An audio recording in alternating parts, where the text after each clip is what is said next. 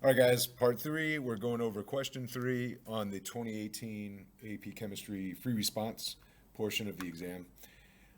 So let's just write into it. So it says write the ground state electron configuration for Fe2 plus. So that's easy enough. But just real quick, when I see an ion chart with radius, I'm probably thinking Coulomb's law. This has a higher charge and a smaller radius, so it's going to have stronger interactions. Okay, but let's get to the electron configuration. So neutral iron would be 1s2, 2s2, 3s2. Oh, sorry. 1s2, 2s2, 2p6, 3s2, 3p6, 4s2, 3d6. That would be neutral iron. But remember, don't lose the d electrons before you lose the s electrons in the same row. So remember, iron 2 plus means it's lost 2 electrons, but don't take, hold on, but don't take any electrons away from the d sublevel until you take all of the valence electrons, which would be the 4s2 electrons. So it's not going to be 4s2 3d4. It's going to be, we're just going to get rid of the 4s2 and it'll be 3d6. Okay. Now, if you wanted to do the iron 3 plus instead, you wouldn't have the 4s2 anymore, and then the 3d6 would go to 3d5. Okay. All right. The radii of the ions are given in the table. Using principles of atomic structure, explain why the radius of an Fe2 plus ion is larger than the radius of an Fe3 plus. So remember, Fe3 plus just has less electrons. So as you lose electrons, your radius always gets smaller. Okay.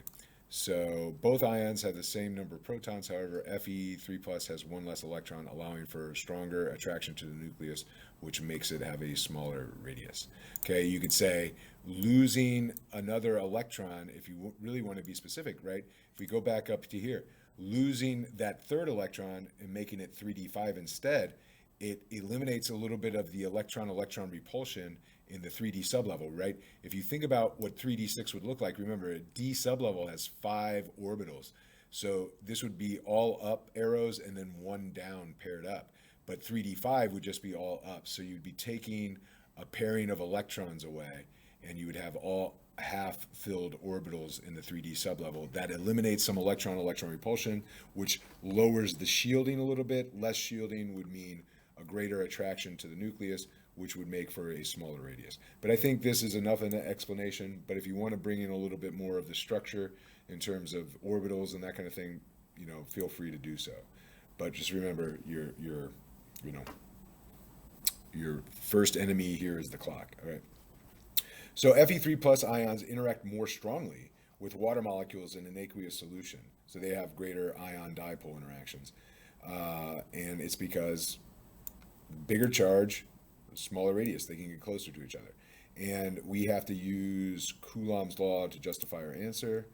Remember, they don't give you the equation for Coulomb's law, so you just have to understand what the two things are.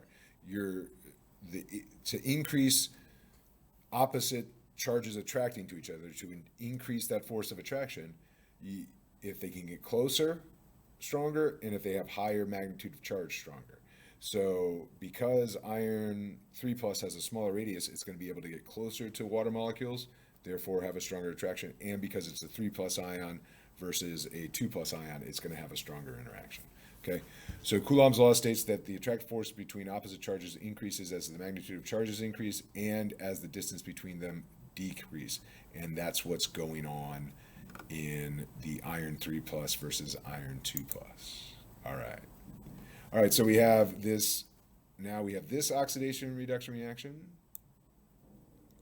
And all of this is saying is write the balanced half reaction for the oxidation of Fe2 plus to Fe3 plus. So we're not, it's all, the full reaction is already balanced for us, but all we have to do is write the balanced half reaction. Okay, so there'd be two possibilities, right?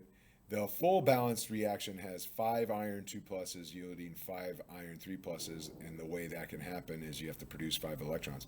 But really, this is the balanced half reaction right here. Iron 2 plus yields iron 3 plus plus an electron. Now, again, they would accept this one or this one, but notice 5, 5, 5 would reduce to 1, 1, 1, so that's okay. Okay. All right, so the student titrates 10 milliliters of an iron 2 plus solution. Calculate the concentration of iron 2 plus in the solution if it takes 17.48 milliliters of this potassium permanganate solution. Don't worry about the potassium, it's just a spectator ion to reach the equivalence point. So we would do liters times molarity to get moles of permanganate, times 5 over 1 would give us moles of iron 2 plus, and divide it by the previous volume of that solution, moles of iron 2 plus divided by its volume in liters, 0.01 liters, that would give us our molarity. So that's what we're doing. So liters times molarity of the potassium permanganate, our mole ratio of iron to permanganate was 5 to 1, and divided by the initial volume of the iron to get what its initial molarity was. And we're rounding to 3 sig figs here because the molarity and the volume had 3 sig digs. All right. Don't forget units, capital M or moles per liter for molarity. All right. To deliver 10 milliliters sample of the solution in part E, the student has a choice of using the following glassware. So we need to deliver the 10 milliliters of this. Okay, so it's probably, burette would be the best because a 25 mil burette you can round to 2 decimal places. A graduated cylinder works well too to measure out a specific volume, but a 25 mil graduated cylinder probably can only go to 1 decimal place. We would not use a beaker, and a volumetric flask if we were trying to make a solution with a certain molarity.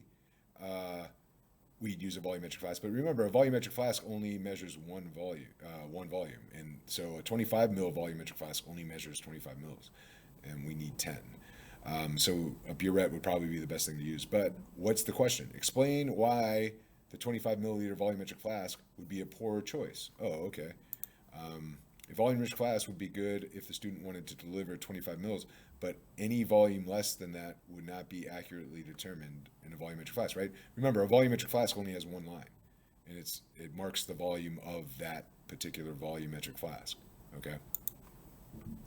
All right. Calculate the number of moles. Okay, so in a separate experiment, the student is given a sample of powdered iron that contains an inert impurity, okay? The student uses a procedure to oxidize iron and forms iron 3 oxide. The student collects the following data during the experiment. Calculate the number of moles of iron in the iron 3 oxide and calculate the percent by mass of iron in the original sample. All right, so here's the mass of the original sample. So if we can just figure out the mass of iron in that, we would take the mass of iron and divide it by the total mass and then multiply by 100 to get the percent. And we're going to figure out the moles of iron by taking grams of iron 3 oxide, converting it to moles, and then doubling it because in every 1 mole of Fe2O3, there's 2 moles of iron. Okay, so step 1, figure out moles of iron. So moles of iron divided by the molar mass of iron 3 oxide times 2 to 1 because there's 2 irons for every 1 Fe2O3. That gives us moles of iron. And then moles of iron times the molar mass of iron divided by the mass of the inert sample and iron, which would be the total mass of the sample times 100. All right, so we get 0.09431 moles of iron produced, or were in the original sample, and that means the original sample was 78.34% iron by mass. Okay. Doesn't say anything about sig digs, so if you didn't round to the same number of sig digs, that's not a big deal. Okay. If the oxidation of iron in the original sample was incomplete, so that grams of product was also iron oxide, iron 2 oxide, not just iron 3 oxide, would the calculated mass of iron in the original sample be higher, lower, or the same as the actual mass percent of iron? Okay, so if some of this 7.531 grams was FeO instead of Fe2O3, what would that mean? Okay, well, let's think about it. All right, so the answer is lower than the actual mass percent of iron. the calculation would not account for iron in the iron oxide, which has a higher mass percent of iron than in Fe2O3. So like if you look at the percent by mass of this compound is higher in percentage of iron than this compound by mass, right? So what does that mean? It means that if we didn't account for the iron here, all right, right, if some of the iron went here, we would end up with a lower amount of iron actually calculated, all right? Would the calculated mass percent of the original be higher, lower, or the same? And the answer would be lower, okay? All right, so now we're gonna move on to question 4, okay? And now remember, once we move on to questions 4, 5, 6, and 7, they shouldn't take as long because they're only worth 4 points apiece versus 10 points apiece, and right, the time budget is supposed to be around 10 minutes instead of 20 minutes. All right. So the table above gives the molecular structures and boiling points of CS2 and COS. Okay. Notice that CS2 has a higher boiling point. That means CS2 has stronger IMFs. Okay. But if we look at it, CS2 is nonpolar, so it only has London dispersion, but COS would be polar because it's asymmetrical, so it would also have dipole-dipole interactions. So the London dispersion in this compound must be stronger than the combined London dispersion and dipole-dipole interactions in this one. So just by looking at the chart, that's what I'm thinking, and then let's see. All right. So in terms of types and relative strengths of intermolecular forces in each compound, explain why the boiling point of CS2 liquid is higher than COS. All right. So CS2 is nonpolar. The only IMFs it has is London dispersion forces. COS is polar. It has dipole-dipole interactions and London dispersion forces. CS2 has more electrons, so its LDFs are stronger than the weak dipole-dipole interactions between COS molecules. There you go. All right. So yes, this was polar, this was nonpolar. Yes, this had dipole-dipole interactions and London dispersion, where this only has London dispersion. But remember, sometimes London dispersion is stronger if you have a bigger molecule with a bigger electron cloud and you're more polarizable. So that's true of CS2 here. Okay. Part B, a 10-gram sample of CS2 is put into an evacuated 5-liter container. The container is sealed and heated, at which all of this is vaporized. What is the pressure? So this is just an ideal gas law question. We have the V, we have the T, we can figure out the moles, and we're solving for P. And R is on our formula sheet, so we don't have to worry about it, right? So let's figure out how many moles. 10 grams divided by the molar mass of CS2. Did they give us that? No, so we had to calculate molar mass again. So that gives us moles, and we're solving for P. So P equals nRT over V. So plug in your moles, plug in your R value. Did it ask for atmospheres? It didn't, so you could use any R value you want. I usually go with 0.08206, but again, that's on your formula sheet. But if you use that R value, your pressure is going to be atmospheres. If you use 62.36, then it would be torr or millimeters of mercury. Okay. If you used 8.31, then it would be kPa. All right. All right, and so that's all question 4 was. So part A was obviously worth 2 points, and part B was worth 2 points. So make sure you're like showing your work, because you're not sure what they're going to give you 2 points for here, right? Maybe they wanted you to show that you calculated the number of moles, or maybe it was just 1 point for correct units, or I don't know. So so make sure you're showing your basic setup. You don't have to show every step, but hey, and make sure you're showing the numbers that you're using. So they're like, oh, he just miswrote that number, so we're still going to give him credit, or something like that. So just watch out for that. All right, let's move on to question 5. All right. All right, so here we have HF, which we know is a weak acid, reacting with water. So we got, we could talk in terms of Bronsted-Lowry, we can talk in terms of Arrhenius, Ka shortcut maybe, whatever. All right. So the ionization of HF in water is represented by the equation above. in a 0.035 molar solution of HF solution, the percent ionization of HF is 13%. So 13% of these particles actually react, actually ionize. Okay, that's what that's saying. Two particular representations of the ionization of HF molecules in water are shown. And it's asking, why is figure 1 more accurate? Well, it's because it's a weak acid. So, right, most HF stays together, and so you don't get that much hydronium, right? This would be the diagram if HF were a strong acid, but since it's a weak acid, most of them are going to stay together.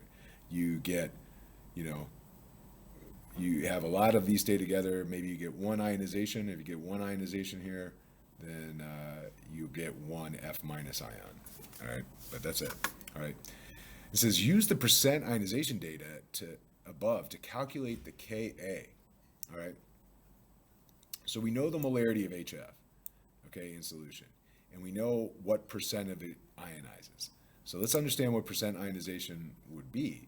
Percent ionization would be the percent of H plus or hydronium over, would be the amount of hydronium over the amount of HF, HA. So we know what the percent is, 0.13, 13%. We know what the molarity of HA is, right?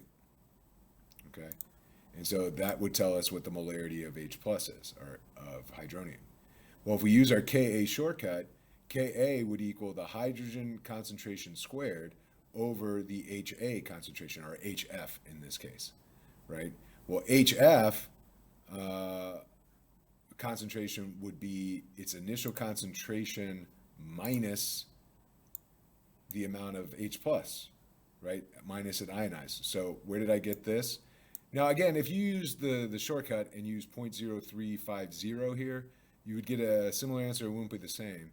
So, you don't need the 5% rule here because you're not solving for X. You should, just say, okay, Ka equals X squared over HA minus X, where this is X. So plug this in for X, and then 0.0350 minus that, okay? And so that's what we get, and we get around 6.8 times 10 to the negative 4 for the Ka. All right.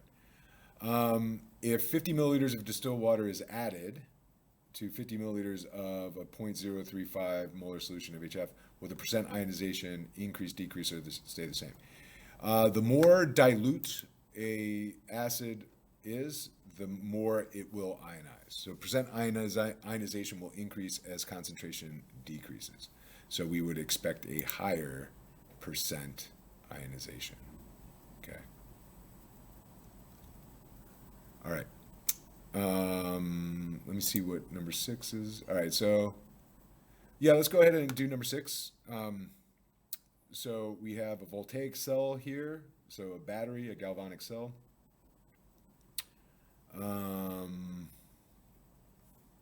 And the first thing I notice is that there is no salt bridge. So this isn't going to work unless we connect the two compartments with a salt bridge. Okay. Student measures the voltage of the cell shown above and discovers that it's 0. Oh, okay. So it's not working. Identifying the missing component of this. Oh, okay, there we go. We got it. It's a salt bridge. All right. So the missing component is a salt bridge. Without the salt bridge, the charge becomes unbalanced and the reaction will not proceed. All right. Okay, the student adds the missing component, so the salt bridge, and gets a cell potential of plus 1.54. As the cell operates, the silver ions are reduced. So they're telling us that this is the reduction part of the reaction. So that must mean this is the reaction that is flipped. So solid chromium is being oxidized and silver ions are being reduced, right? You can't have two reduction reactions. So we know that this is the one that's reversed. That would be E-ox, and this would be E-red, okay? And the opposite of this number would end up being E-oxidation. All right, so calculate the cell potential for this half reaction. So they want us to calculate E-red for chromium 3+, but understand the first thing we're gonna have to do is calculate E-ox for chromium solid and then flip the sign. All right, so the total cell potential of the reaction, which is 1.54, remember, is the sum of E red plus E ox. E red was 0.8 because we were told that the silver was what got reduced. So that's E red, E reduction, and plus E ox. So E ox is 0.74, but that means E red is negative 0.74. So the reverse of this reaction has a positive 0.74, so this reaction has a negative 0.74 voltage. And remember, for potential, the units is voltage. Okay. And it says write the balanced net ionic equation for the reaction. Okay, so remember, we're flipping this equation. Okay, we're flipping this equation. So we have solid chromium on the reactant side and chromium 3 plus and 3 electrons on the product side. But in order to add two half reactions together, the electrons have to cancel out. So we need to triple this equation. So these will all be 3s. So our 3 electrons cancel out, and then these would all stay 1. But the electron would be 3. So it would be 1 chromium plus 3 silver ions yield 3 chromium 3 plus 3 silver solids. All right. And then calculate the delta G. All right, so there's an equation for that on our formula sheet, right? So delta G equals negative NF E cell, or cell potential. Well, they gave us the cell potential. It's 1.54 volts. F is Faraday's constant. It's on our formula sheet, so we can plug that in, 96,485. And remember, N in this equation represents the number of moles of electrons being transferred in the balanced redox reaction. And so remember, that was 3, right?